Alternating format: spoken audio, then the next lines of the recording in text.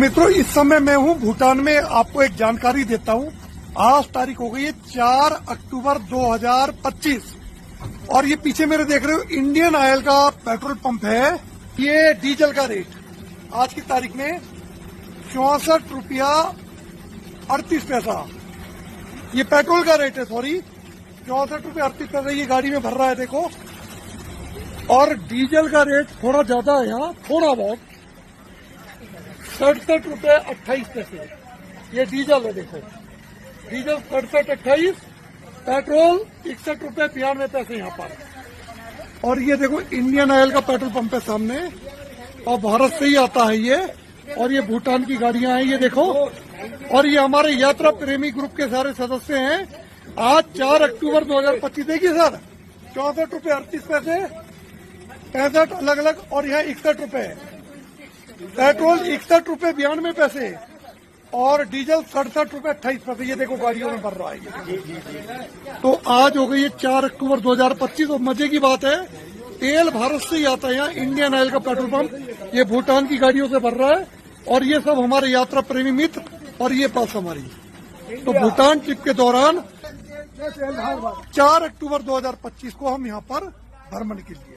नमस्कार दोस्तों, क्या आपने कभी सोचा है कि एक देश जो भारत से ही पेट्रोल खरीदता है, वही देश उसी पेट्रोल को भारत से 30, 40 यहां तक कि 45 रुपए तक सस्ता कैसे बेच देता है?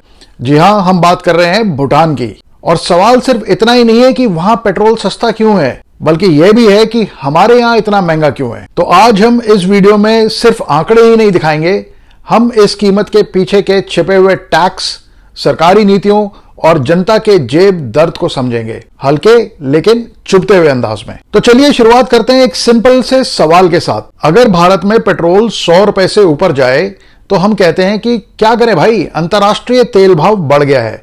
लेकिन अगर भूटान में वही तेल 63 रुपए में बिके तो तब क्या हम बोलेंगे कि भूटान में अंतर्राष्ट्रीय बाजार अलग है? बिल्कुल नहीं, असल खेल कहीं और है और उसी खेल की आज हम जांच पड़ताल करेंगे। तो भारत में पेट्रोल इतना महंगा कैसे होता है? सबसे पहले समझते हैं कि भारत में पेट्रोल का 1 लीटर तैयार कैसे होता है और उसकी कीमत बनती कैसे है। भारत में पेट्रोल की अंतिम कीमत के मुख्य 4 हिस्से होते हैं। सबसे पहला बेस प्राइस, यानी वह कीमत जिस पर तेल कंपनियां क्रूड आयात करती हैं, उसको रिफाइन करती हैं और फिर डीलर तक पहुंचाती हैं।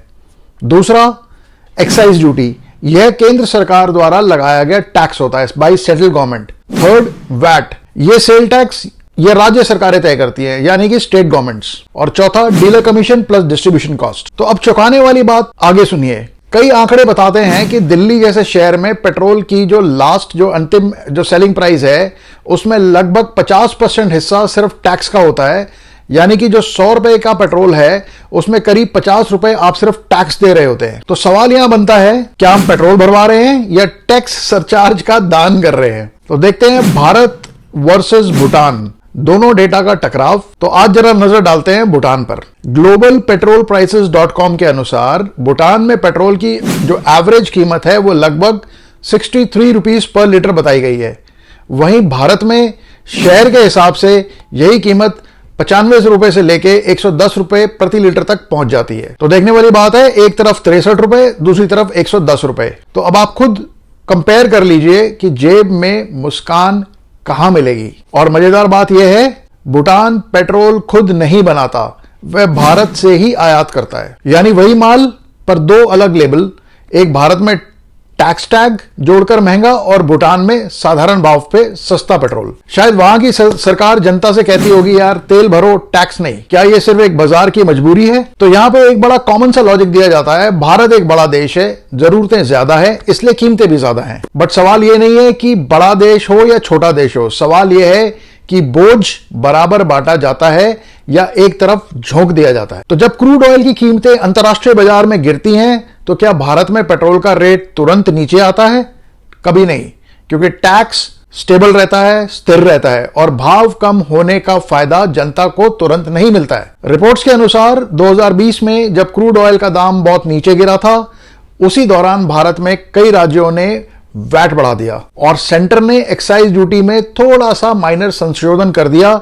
नतीजा, कीमत कम नहीं हुई बल्कि टैक्स का जो घटक है वो स्थिर रहा और जनता को लाभ बड़ा लिमिटेड मिला। तो कहीं ना कहीं ऐसा दिखाया गया या ऐसा लगा कि अंतर्राष्ट्रीय बाजार गिर गया है, पर टैक्स बाजार अभी भी अपने सर्वोत्तम रूप में ही था। तो भाइयों, बड़े क्लोजली अब हम ऑब्जर्व करते हैं कि क्या है टैक्स की राजनीति, क्या है मिडिल क्लास का दर्द, भूटान को फायदा कैसे मिलता है, और एक सवाल जनता से एंड में मैं छोड़ने वाला हूं।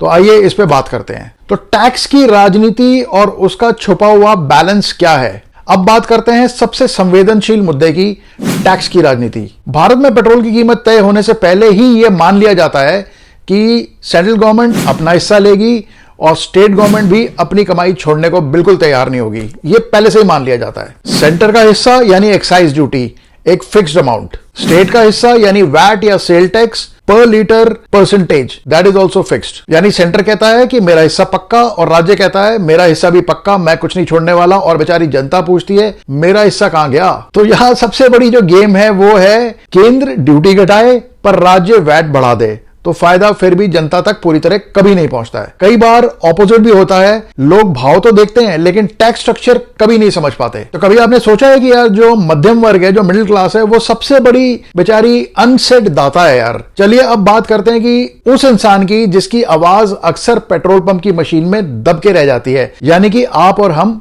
Middle class. ये वो तबका है जो सुबह ऑफिस जाने से पहले स्कूटर या बाइक में पेट्रोल भरवाते वक्त सोचता है यार ये आज 200 में कितनी दूरी चलेगी और अगले हफ्ते रेट बढ़ गया तो। भाई महंगे पेट्रोल का असर सिर्फ गाड़ी तक ही सीमित नहीं रहता है। ट्रांसपोर्ट महंगा तो सब्जी महंगी, सब्जी महंगी तो भाई घर का बजट हिल जाता है, घर का बजट हिलता है तो भाई ईएमआई की चिंता शुरू हो जाती है, और ईएमआई बढ़ती है तो जिंदगी का इंजन गर्म हो जाता है। और फिर लोग पूछते हैं कि यार युवा तनाव में क्यों है। एक बार देख लेते हैं कि भूटान में ऐसा क्या खास है यार। तो अब सबसे जो अहम सवाल आता है, जब भूटान भी भारत से पेट्रोल लेता है तो वहां इतना सस्ता कैसे। इसका एक बड़ा कारण है सरकारी मूल्य नियंत्रण, कम टैक्स की नीति। लाभांश का उद्देश्य मुनाफा नहीं, स्थिरता बनाना है, यानी कि स्टेबिलिटी लाना है। तो दोस्तों यहां ध्यान देने वाली बात यह नहीं है कि भूटान छोटा देश है, बल्कि यह है कि वहां पेट्रोल उपभोक्ता का तनाव बढ़ाने का माध्यम नहीं है, जरूरत पूरी करने का एक साधन है। और भारत, हमारे यहां पेट्रोल का हर लीटर एक रेवेन्यू मॉडल है और उसको उसी तरह एक राजस्व मॉडल की तरह ही पेश किया जाता है। तो भाई क्या कभी जनता सवाल पूछेगी? तो अब एक बहुत बड़ा सवाल, क्या हमें इस तुलना से जलना चाहिए या इससे कुछ सीखना चाहिए? अगर एक छोटा देश कम टैक्स के साथ पेट्रोल सस्ता उपलब्ध करा सकता है, तो क्या एक बड़ा देश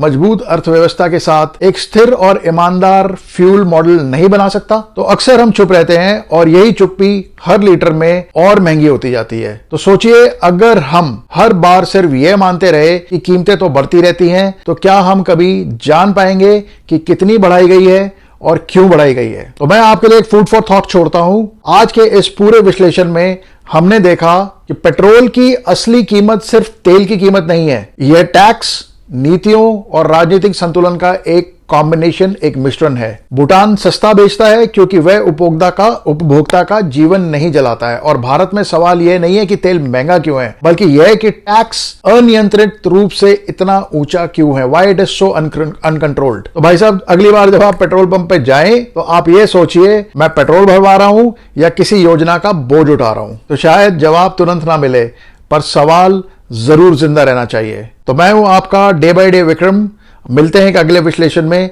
तब तक सोचिए, क्या भूटान कर सकता है और भारत नहीं? तो दोस्तों, मैं अपना आज का व्लॉग अब यहीं खत्म करता हूं with a food for thought to you कि यार सोचो कि हम टैक्स का बोझ कब तक और कहां तक उठाएंगे। क्या कोई इस आवाज को उठाएगा, मिडिल क्लास की कोई व्यथा को समझेगा? तो please do like, share, comment and subscribe. अगर आपको ये मेरा व्लॉग अच्छा लगा तो do like, share and subscribe my channel day by day Vikram on YouTube. Until my next vlog with the next question, with thought provoking question on YouTube. तो बने रहो दोस्तों। Until unless my next vlog, adios amigos, bye bye.